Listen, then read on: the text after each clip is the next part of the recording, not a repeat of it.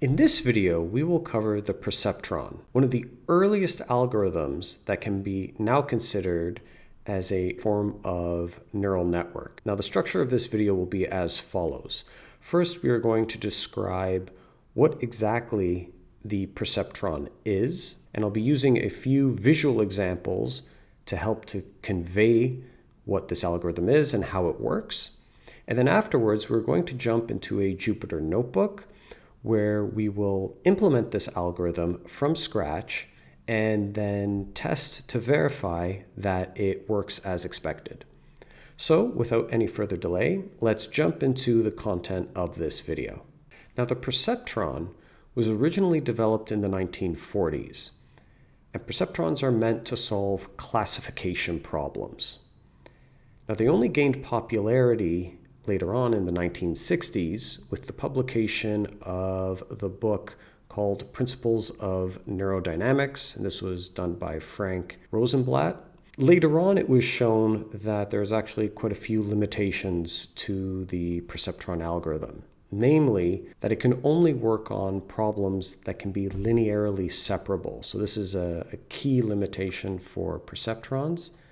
And also that the perceptron is highly dependent on handwritten features. So these are two limitations of the algorithm that we'll cover shortly. A couple key advantages, though, is that the algorithm is very simple, it trains quickly, and it scales really well to very large data sets. So that's just something to keep in mind. Now let's actually dive into what the perceptron is and how does it actually work. So you can visualize it as being a neural network with one single neuron. And here you see that in this particular example, we have 4 input features indicated by x1, x2, x3, x4, and they all feed into a single neuron. This neuron computes an activation function using some weights and a bias term, and an activation function that you see here called the heaviside function. And this is really it. This is how a perceptron functions. Now, the heaviside function is actually something that we can't use with more modern neural networks, and that's because it's basically just a step function, and it has undefined gradients at specific points where the step actually occurs. So because of this, this type of activation function is only really used for perceptrons. So now let's work through the training procedure for this algorithm. So we're going to go through step by step how the perceptron learns. So first we initialize the weights to some small number, and then we iterate through each training example. We compute the prediction, and keep in mind here h is the heaviside function. We then compute the error between the prediction and the true label, and then we update the weights as follows. These are our update rules. And we repeat this step until basically we converge, or after we've run through a fixed number of epochs. And here you see the definition of our update rule, and the eta is just a learning rate. And that's basically it.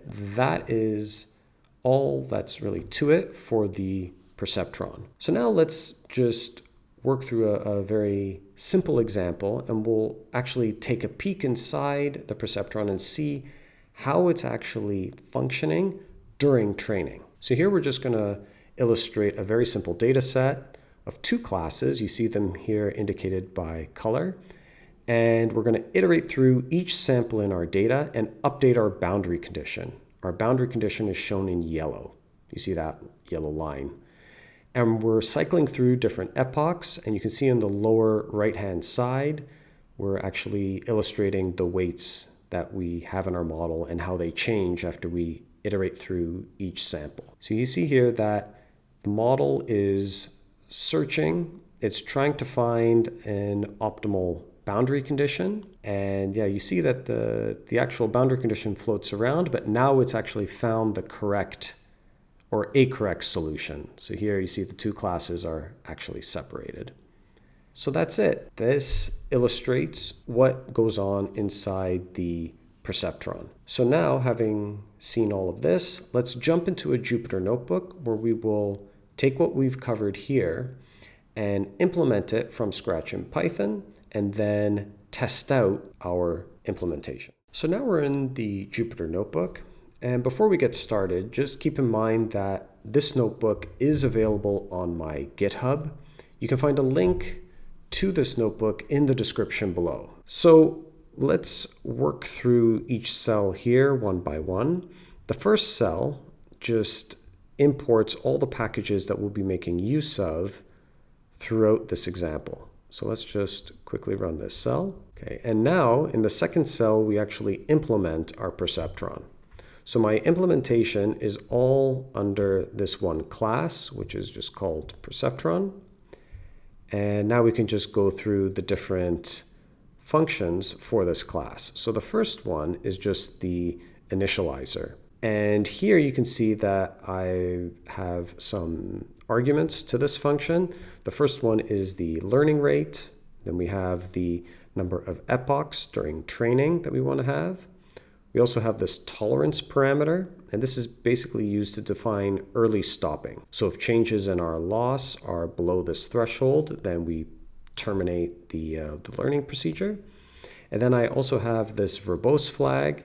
And basically, if we set this to true, we print out some extra results while using an implementation of this class. So that's that. Below we've got a few checks on the input arguments just to make sure that they are in the correct range of values. And then I'm defining the member variables here for a class instance. We then move on to the destructor, and this is just releasing resources that are allocated to an instance of this class. So now the actual training procedure is all done inside this fit method. So it takes two arguments. We've got the set of features, and that's in X, and then we have the list of true labels, and that's in Y. So if we go to the first code block in this function, the first thing that we do is we insert a column into the array X, and that is just to account for the bias term that we are going to have. And then we initialize the weights. You can see here that they take on the shape. They have the same number of elements as our columns in the input X array. And we're setting all the weights equal to 0. So that's all we're doing here. And then I also initialize the loss to be this large number. Okay, and so now we're going to just cycle through the learning procedure. We're going to repeat the learning procedure for the number of epochs that we've defined. So that's the first loop, is we're iterating through each of the epochs. And at each epoch, we initialize a loss for that epoch to be equal to 0. And now we're going to loop through each sample in our training data. So that's what we've got here. And now we just work through the learning algorithm. So the first thing is that we're going to compute the output from our neuron, and that's all we do here. So the first line, we compute the dot product between the sample that we've got, that's xi, and it's the dot product between xi and then the weights. And then we apply the heaviside function, and that's what I've got here on this line. Our prediction is then yp, and then we can just update the weights. And this is just our update rule. You see we have the learning rate is applied here to the difference between our sample and prediction. We got that here multiplied by our sample. And then we just record we update the epoch loss for this step. So that's all we're doing here. And note that the loss that we have is the absolute value loss. And that's the bulk of the training procedure. That's basically what we covered earlier in the video. The next part of this function is basically just checking to see if our loss is either increasing, so if we're diverging at any point, in which case then we do early stopping, or if our new loss falls below our threshold value. That's this tull variable.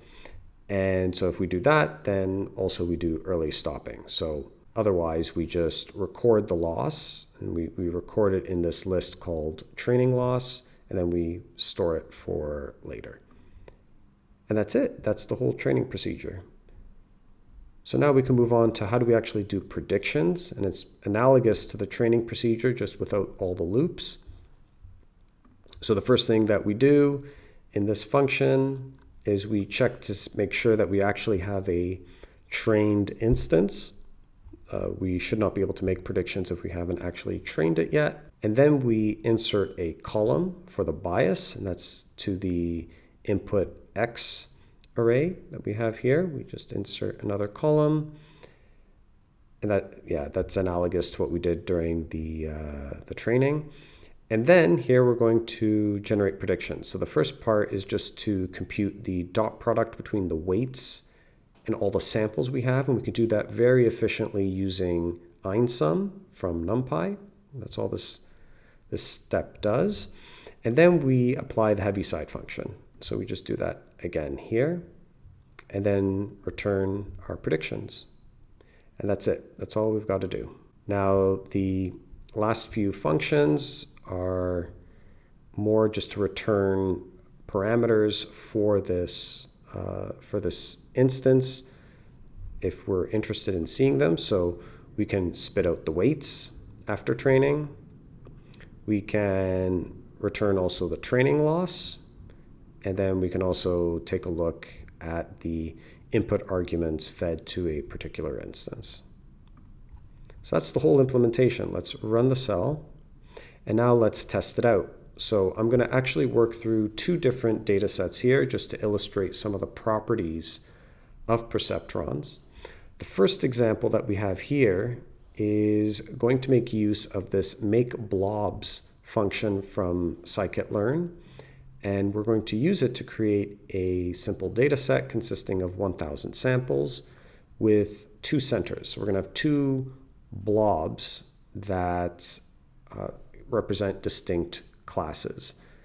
Now, we'll visualize this just to make it a little bit clearer. So let's first run the cell, create the data, do a train test split. I'm going to keep 20% of the data out for test. And now let's visualize the training data. So okay, here we see the data, and yeah, we can see we literally have two blobs. They represent distinct classes, and we can also see that there's only two features to these data, and I did that on purpose so that it's easy to visualize. Now, this problem, if we want to have a classifier to be able to distinguish between these two classes, it should be pretty simple, at least for the perceptron, because this is linearly separable. We can draw a straight line and we can distinguish between the two classes. So that's our intuition. Our perceptron should be able to do very well on these data. So let's go ahead and test it. That's what we're going to do in this next cell. We're going to declare an instance of our perceptron class with a learning rate of 0.1. I'm going to set the verbose to be equal to true. So okay, here we go. It just spat out the parameters that we're going to use. And now let's train our model. So all right, you can see here it's returning the loss as it iterates through the different epochs, and it actually stopped early at epoch 7. And the loss we see here is 0. So it looks like it learned the training data perfectly. And this shouldn't be too surprising because we just saw that it is linearly separable. We can take a look at the weights that were found, and we can now generate some predictions. Now let's actually evaluate how well our model has done. So let's compare these predictions with the actual training labels. And here you can see that basically it gets a perfect score. Let's just verify that these results are consistent with what we would expect. And the way I'm going to do that is by rerunning this evaluation step, but using the Perceptron implementation from scikit-learn.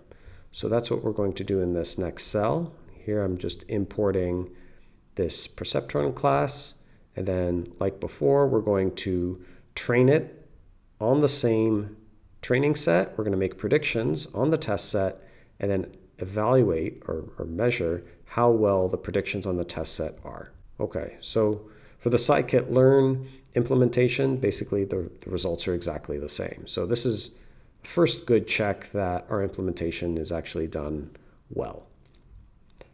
Now let's make things a little bit more interesting. Let's create a second data set for our Perceptron. But here I'm going to use a different function called make circles. And like before, we're going to have 1,000 samples. I'm going to inject some noise in as well.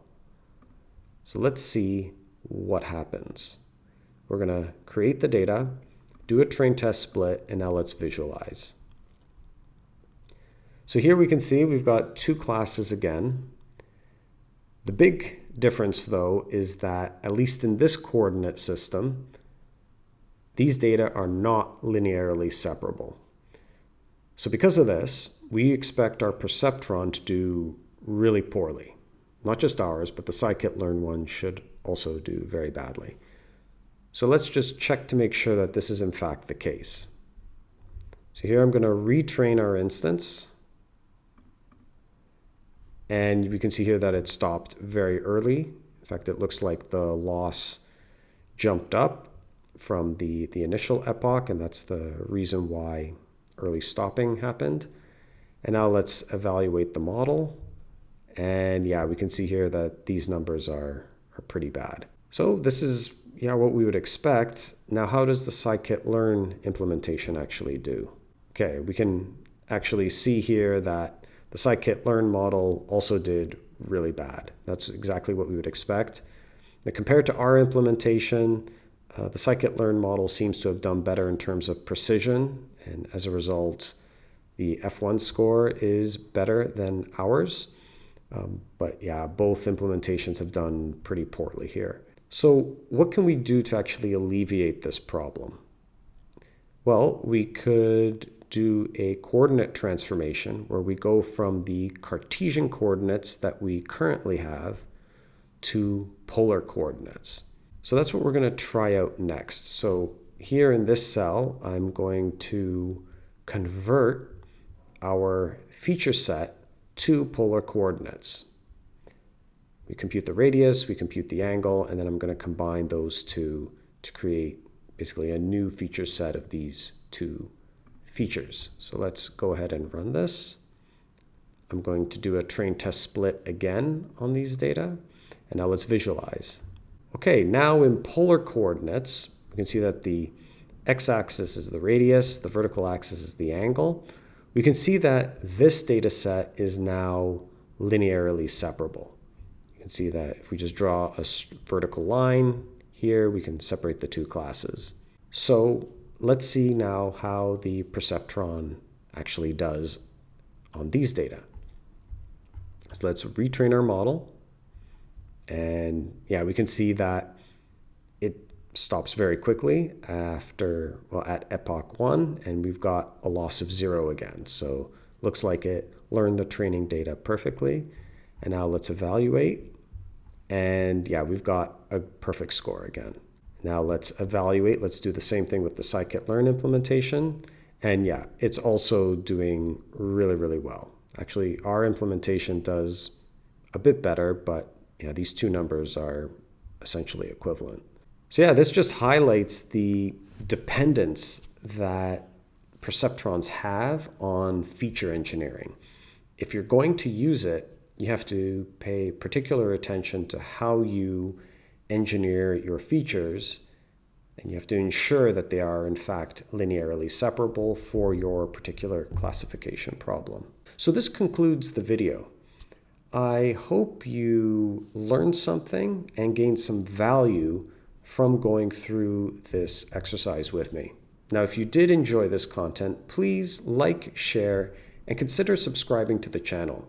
Your support is greatly appreciated. Have a great day, and I'll see you in the next video.